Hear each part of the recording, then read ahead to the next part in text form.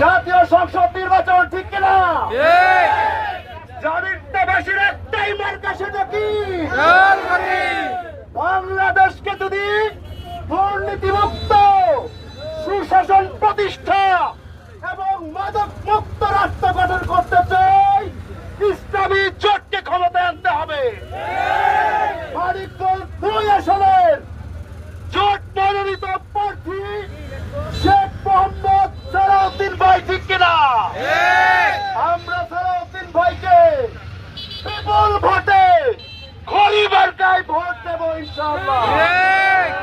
এ পর্যায়ে বক্তব্য রাখবেন মানিকগঞ্জ 2 আসনের জননন্দিত নেতা, মানিকগঞ্জ 2 আসনের সংসদ সদস্য প্রার্থী মুহাদ্দেস সালাউদ্দিন ভাই।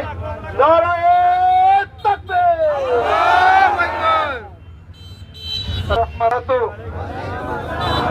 সংগ্রামী ভাইরা, 24 জুলাই যুদ্ধের মাধ্যমে একটা রক্তক্ষয়ী সংঘাতের মাধ্যমে ছাত্রদের